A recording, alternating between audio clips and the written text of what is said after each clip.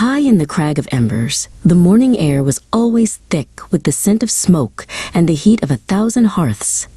Kindle watched from a jagged ledge as his older cousins lined up for practice.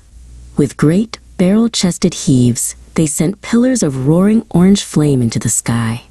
Kindle took a deep breath, puffed out his chest until his scales tingled, and opened his mouth wide. But instead of a roar, only a tiny, silent yawn came out. His grandfather, Bellows, was the oldest dragon in the crag, with scales the color of cooling lava. He landed beside Kindle, the mountain trembling under his weight. "It is all in the belly, little one," Bellows rumbled, his voice like stones grinding together. "You must find the spark inside you.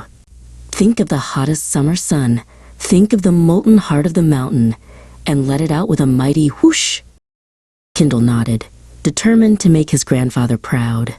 He squeezed his eyes shut so tight that little stars danced in the darkness. He thought of suns. He thought of volcanoes. He thought of every campfire he had ever seen. He strained until his tail twitched and his wings shook. He opened his mouth and gave the mightiest whoosh he could muster.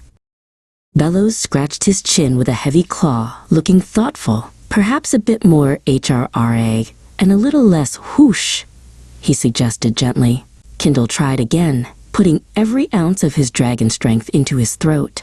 He gave a sharp, sudden grunt. Instead of a flame, a single, shimmering, iridescent bubble floated out of his snout. It drifted upward, bounced off Bellows' large nose, and popped with a tiny sound that smelled faintly of lavender. Kindle felt a heavy weight settle in his heart.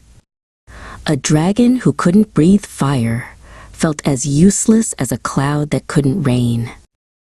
While the other young dragons cheered and toasted their snacks with their breath, Kindle spread his wings and flew away. He soared to the highest, loneliest peak where the snow never melted, sitting in the cold silence and feeling very small.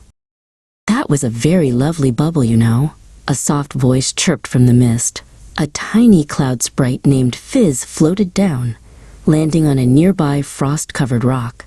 She was as light as a dandelion seed and moved with the grace of a falling leaf. Kindle sighed, his head hanging low.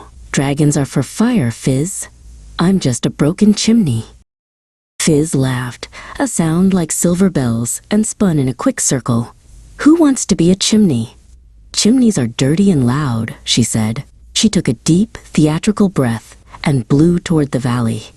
A shimmering cloud of silver sparkles erupted from her mouth, coating the nearby rocks in a layer of diamond-bright dust that glowed even in the shadows.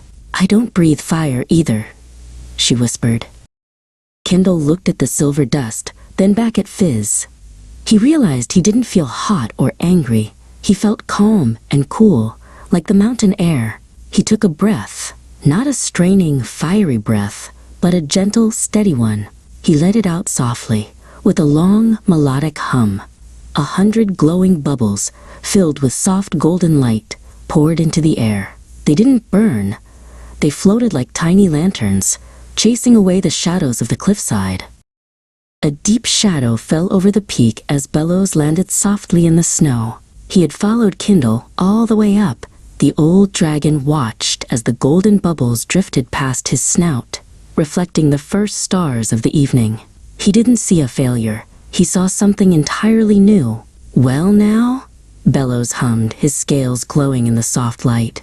"The world has enough fire, Kindle, but it has always been a little too dark."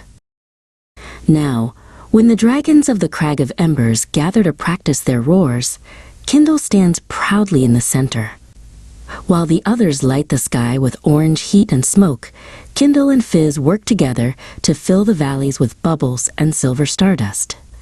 They don't bring the heat of the sun, but they bring the magic of the stars, turning the darkest nights into a glowing, floating dream.